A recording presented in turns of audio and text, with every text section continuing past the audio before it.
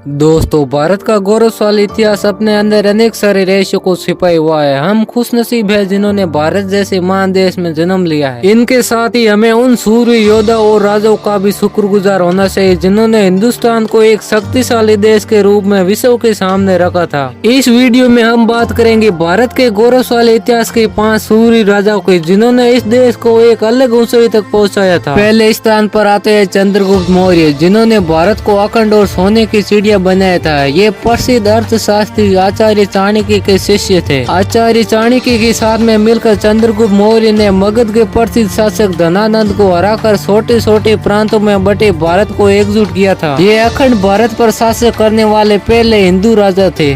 Number 2 पर आते हैं सम्राट अशोक। इन्हें अशोक मान के नाम से भी जाने जाते हैं। ये मौर्य साम्राज्य के तीसरे शक्तिशाली राजा थे। इनके पिता का नाम बिंदुसार था और ये चंद्रगुप्त मौर्य के पोते थे। सम्राट अशोक ने अपने जीवन काल में अनेक युद्ध लड़े थे। सम्राट अशोक और उड़ीसा के राजा के बीच कलिंग का युद्ध हुआ था। इस भयानक लड़ाई में 1 लाख से अधिक लोग मारे गए थे। इस नरसंहार को देखकर अशोक ने बौद्ध धर्म को अपना लिया था। नंबर 3 पर आते हैं सम्राट पृथ्वीराज चौहान जो दिल्ली पर शासन करने वाले अंतिम हिंदू राजा थे। वो राजा जिनकी वीर गाथाओं को सुनकर हम बड़े हुए हैं। इनके और मोहम्मद गौरी के मध्य तराइन का प्रसिद्ध युद्ध हुआ था। सम्राट पृथ्वीराज चौहान ने मोहम्मद गौरी को 17 बार युद्ध में पराजित किया था, लेकिन आखिर में धोखे से मोहम्मद गौरी ने सम्राट को बंदी बनाकर अफगानिस्तान ले गए थे। इनके राज दरबार में प्रसिद्ध कवि चंद्र बरदाई बैठते थे। नंबर 4 पर आते हैं महाराणा प्रताप। इनका जन्म 9 मई 1540 में राजस्थान के कुंभलगढ़ में हुआ था। इनके पिता का नाम उदय सिंह तथा माता का नाम जयवंताबाई था। महाराणा प्रताप बचपन से ही वीर और साहसी योद्धा थे।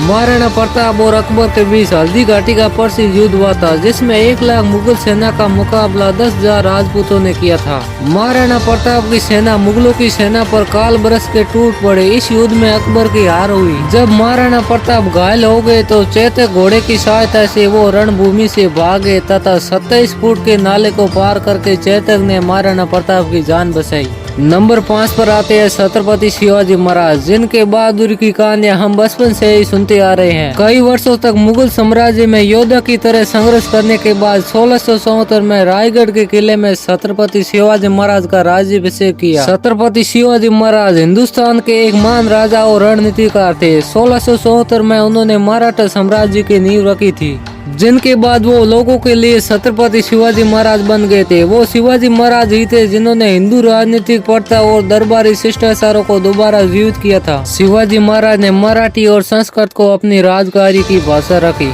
अगर आपको हमारी ये जानकारी अच्छी लगी तो लाइक, शेयर एंड सब्सक्राइब कीजिए।